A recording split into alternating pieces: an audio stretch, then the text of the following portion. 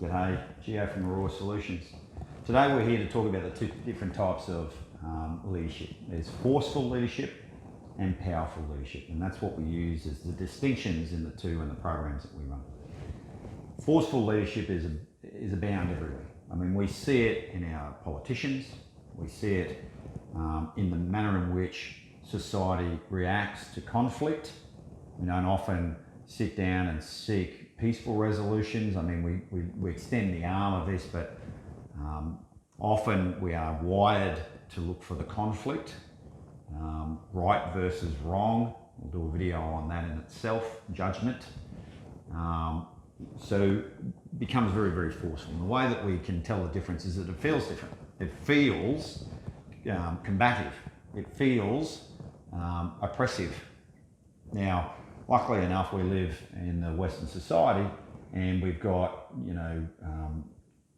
we've got democracies, and to a great deal, or a great extent, what we've done is reduce the amount of forceful leadership. But we still see examples of this. We can see it in our workplace.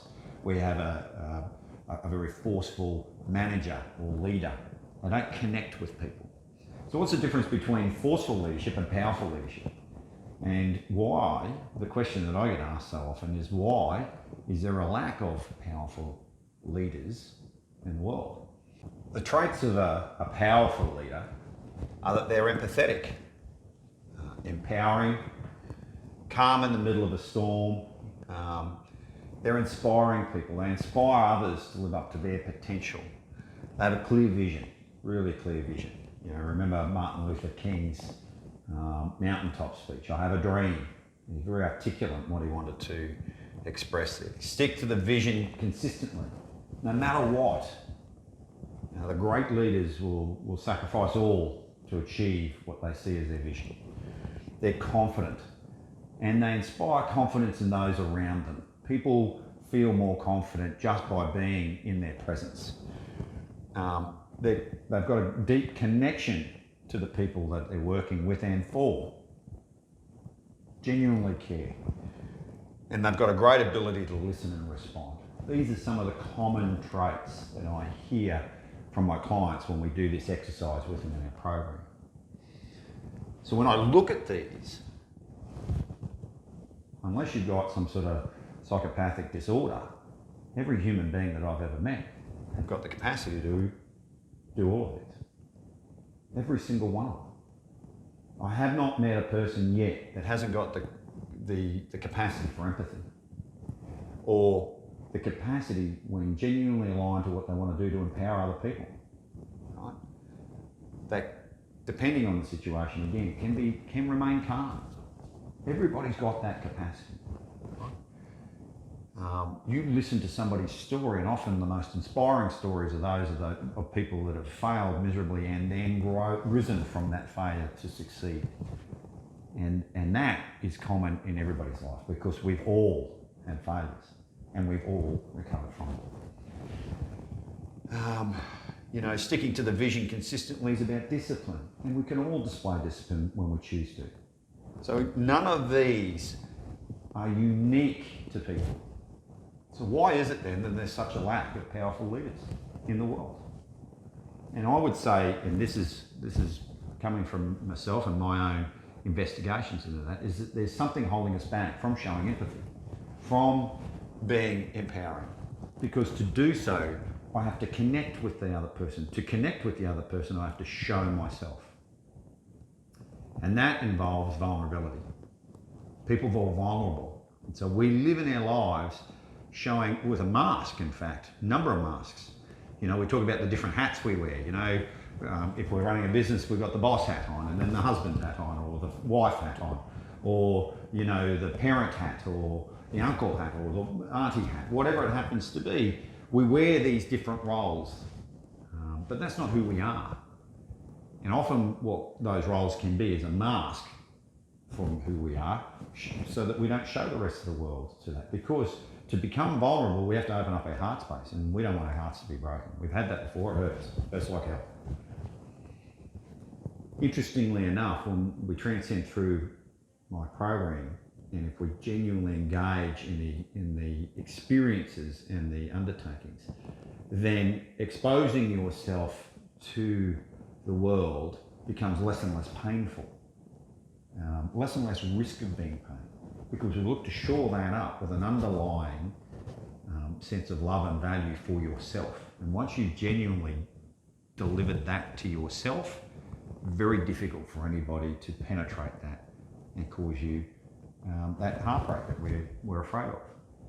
To do that, we need to address what we're ashamed of. And every one of us has lived through moments in our lives that we wish we hadn't of. People say we don't have any regrets, but everybody has a regret at some stage. And some of them maybe just subconscious, you know. We call this, part of the program we have in there is an awakening to your fundamental operating context. And it's not about going and looking for what this is, because this was a decision that you made subconsciously when you were 7 years of age about who you were going to be in the world. And genuinely speaking, I am not enough is the decision that every human being makes at 7 years of age. Then what happens is it's a life journey to go and work out that I am enough. I have enough, and there will always be enough. And we can start to operate from a place of abundance from that when we recognise that, and when we understand it and we accept it.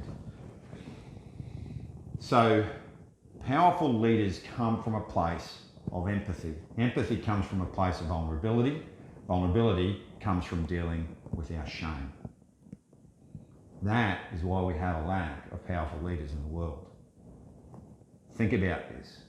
A country or a person attacks you, has a verbal attack at you, says nasty things about you.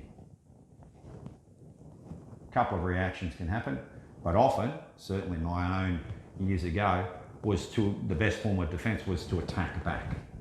That was me trying to build a wall so that they could not hurt me. And if I just went back more forceful at them, then I'd feel a lot better about myself. Interestingly enough though, the more you do that, the less you feel good about yourself. Because we're not designed for that. We're not designed for war. We're not designed for conflict. We create it, but we don't like it. At a deep, inner level, spiritual level, we're designed to be at peace. But we have to deal with our vulnerability and our shame. That's where it comes from. Part of this program and part of the programs that I run is about looking at that, utilising experiences and exercises to rewire the brain to understand that the things that have happened in your life are not moments of shame, but moments of learning. We did a comfort zone model before. And what happens in those moments where there's difficulty and we're outside is we make a decision about that. And often we've decided it's bad, not good, and that's where the shame comes from. But if every moment that was, and this is the premise that I'd like to place down today, that is every moment that has ever come into your life was designed to teach you something about you. And if learning is one of the things that feeds me as a person, makes me feel better as a person, then it's unlikely that those things are bad, despite how we experience them. At some stage we're going to get learning from them, if we choose. So I hope that goes some way to, shedding some light on what powerful leaders are, and how this can be worked into your workspace, into your family lives, so that we can reduce conflict, even eliminate it if we can, and deliver far better results from our relationships, from the people that are around you, and start to do some of these things with them. Start to connect, start to inspire, because that's what leadership's all about.